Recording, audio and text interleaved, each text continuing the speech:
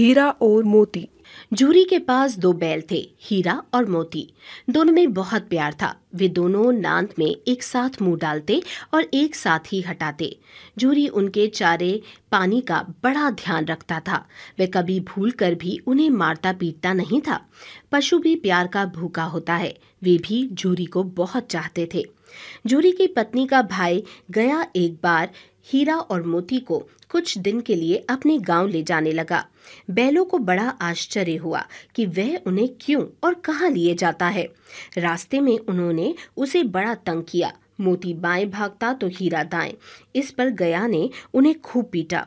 घर पहुंचकर उसने उनके सामने रूखा सूखा भूसा डाल दिया, पर उन्होंने उसे सूंघा तक नहीं।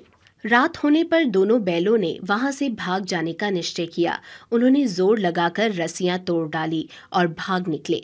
सुबह होने पर जब झूरी ने उन्हें स्थान पर खड़े देखा तो वह सब कुछ समझ गया और प्यार से उन पर हाथ फेरने लगा।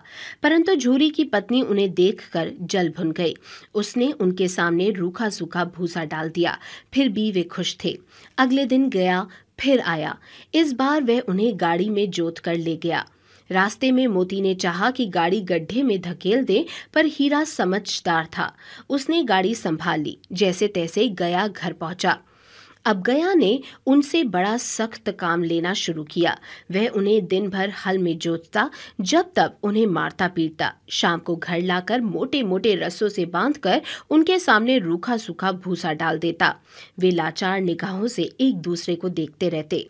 गया के घर एक छोटी सी लड़की रहती थी। वह बैलों की दुर्दशा देखती तो उसे बुरा लगता। वह रात को चुपके से उन्हें रोटी खिलाती। दोनों बैल उसके प्यार के सामने अपनी मार और अपमान भूल जाते। एक दिन मोती रस्सी को चबाकर तोड़ने की कोशिश कर रहा था। वह लड़की आई और उसने दोनों बैलों को खोल दिया। दोनों वहां से भाग निकले। थोड़ी देर बाद जब गया को पता चला तो वह भी उनके पीछे दौड़ा, पर उन्हें पकड़ न सका।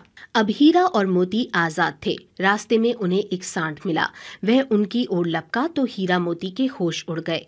भागना बेकार था, इसलिए दोनों ने साहस से काम लिया। सांड ने आकर हीरा पर वार किया तो मोती ने उसे पीछे से सींगों से चोट की। सांड घबराया। वह किसी एक को तो मारकर कचूमर निकाल देता, पर यहाँ दो थे। मिलकर काम करने में बल है। दोनों ने मिलकर सांड को भगा दिया। मोती कुछ दूर उसके पीछे दौड़ा, पर हीरा ने उसे दूर तक ना जाने दिया। दोनों अब बड़े प्रसन्न थे। आगे चले तो रास्ते में मटर का खेत दिखाई दिया। भूख तो लग ही रही थी। हरी भरी मटर देखकर उनकी भूख और भी तेज हो गई। वे खेत में घुस गए और लगे मटर खाने। अभी पेट भरा भी न था कि खेत के रखवालों ने उन्हें देख लिया और कांजी हौस में बंद करवा दिया। हीरा और मोती ने देखा कि कांजी हौस में और भी कई जानवर थे। भैंसे, घोड़े, घोड़ियां, गधे, सबके सब कमजोर और दुबले पतले। वहां किसी के लिए ना चारे का प्रबंध था और ना पानी का। यहाँ कहाँ आप फंसे, उन्होंने सोचा। रात हुई। मोती ने हीरा से कहा कि अगर दीवार तोड़ दी जाए तो बाहर निकला जा सकता है। उसने सींगों से दीवार गिराने का प्रयत्न किया। 2-4 चोटों में ही थोड़ी सी दीवार टूट गई। उसका उत्साह बढ़ा तो उसने और जोर से चोटें लगानी शुरू की। दीवार में रास्ता बनते ही पहले तो घोड़ियां भागी, फिर भैंसे और बकरियां। मोती ने गधों को भी सींग मार मार कर भगा दिया। उसने हीरा से भी भाग निकलने को कहा, पर हीरा ने मना कर दिया। मोती मन मारकर रह गया। सुबह होने पर कांजी हौस वालों ने देखा तो उन्हें बड़ा आश्चर्य हुआ। उन्होंने हीरा और मोती को नीलाम कर दिया। नीलामी में सबसे ऊंची बोली बोलकर एक व्यापारी ने उन्हें खरीद लिया। वह दोनों को लेकर अपने गांव की ओर चला। मार खाते खाते और भूख सहते सहते हीरा मोती बहुत कमजोर हो गए थे। उनकी हड्डियां भी निकल आई थी। भूख प्यास से व्याकुल बैलों में कुछ भी दम बाकी नहीं रहा था। वे चुपचाप व्यापारी के साथ चलने लगे।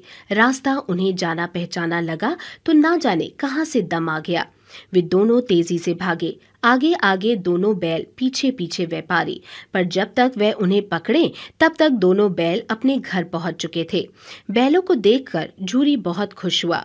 वह उनसे लिपट गया। इतने में व्यापारी भी वहां आ पहुंचा और उन्हें मांगने लगा। मोती ने आव देखा न ताव। वह व्यापारी पर झपटा। व्यापारी जान बचाकर वहां से भागा। झूरी की पत्नी भी भीतर से दौड़ी दौड़ी आई। उसने दोनों बैलों के माथे चूम लिए।